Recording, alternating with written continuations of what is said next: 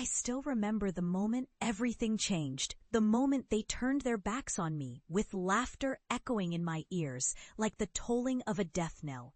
It was my father, his face twisted in mockery, leaning across the dinner table, pointing at me as if I were a circus act.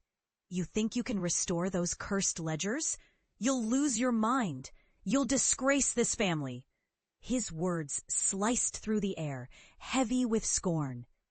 I could feel my mother's eyes, filled with disappointment, darting away in an effort to avoid the storm brewing inside me. That was years ago. Years that I spent wandering darkened halls of forgotten archives, unraveling secrets that my family and the world at large would never come to understand. They ridiculed me for pursuing the remnants of those ancient texts, the ones everyone believed were best left sealed. But it was in those shadows that I found my calling, and it was there I danced with the echoes of dread. It was after my dismissal from the government archive, my career cut short because I dared to speak of the sealed tome's potential, the treacherous knowledge it held, that I truly began my descent. I became obsessed, consumed by the allure of the forbidden ledgers, their binding crackling like the whispers of ghosts. I spent sleepless nights in my dimly lit apartment, surrounded by parchment and ink, piecing together fragments of history that others were too fearful to confront. As I dug deeper, I unearthed myths so grotesque they dared to warp the very fabric of reality. Each ledger I restored felt like a pact with the darkness, a transaction where knowledge came at the cost of sanity. I lost friends, lost respect, but I found a purpose.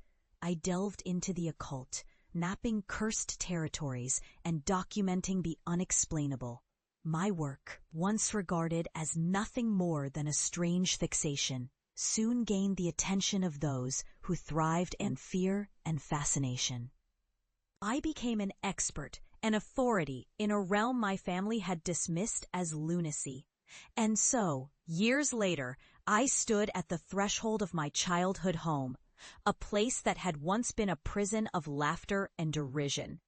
The weight of my experiences clung to me like a shroud, and as I knocked on the door, I could hear their voices within, a cacophony of easy conversations, laughter, and the clinking of silverware.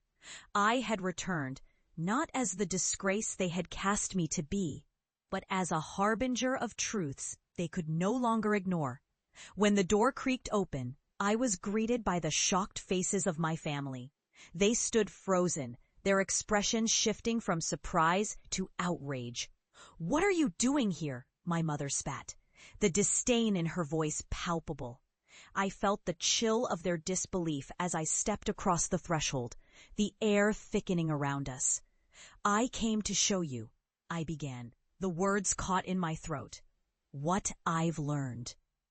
I produced a weathered ledger from my satchel, the lever cover worn yet potent with untold powers.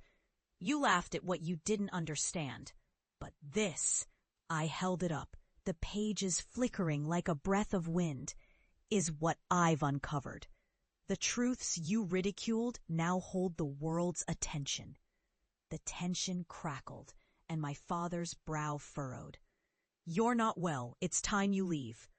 But the air shifted, and I felt it, the presence. The dark entity I had summoned through my relentless pursuits. Shadows danced around us, and the temperature plummeted.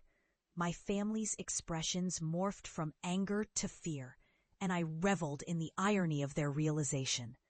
"Mom, Dad," I said, my voice now steady, "you wanted to see proof, didn't you? You wanted to know what happens to those who ignore the warnings." I opened the ledger, the cursed text releasing a low hum that resonated with the very walls of the house. The shadows twisted, coiling like serpents, and the air thickened with an unmistakable dread. "Stop it!" my sister shouted, but it was too late. I had invoked the whispered horrors of the pages, and with that I felt the room tremble.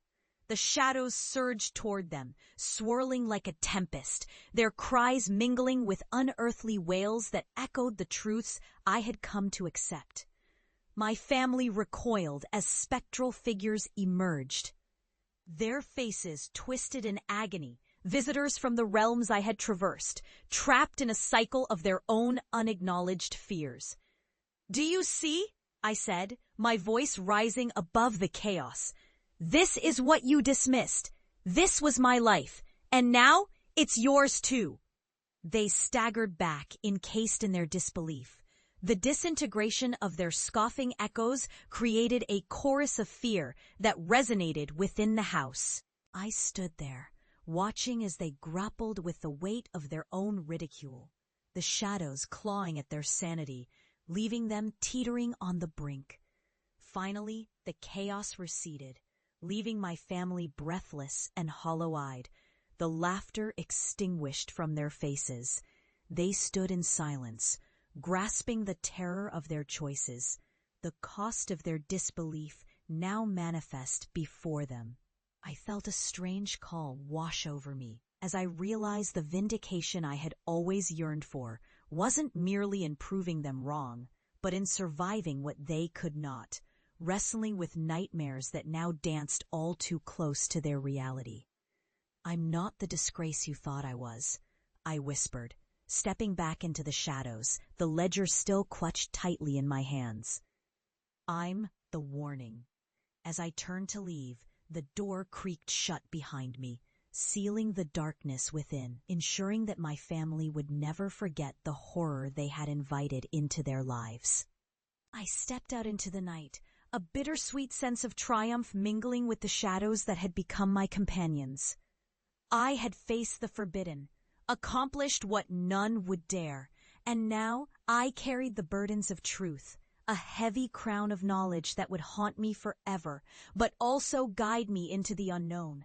In a world where ignorance was bliss, I had found clarity in the horror, and it was a heavy price to pay. But it was mine to bear.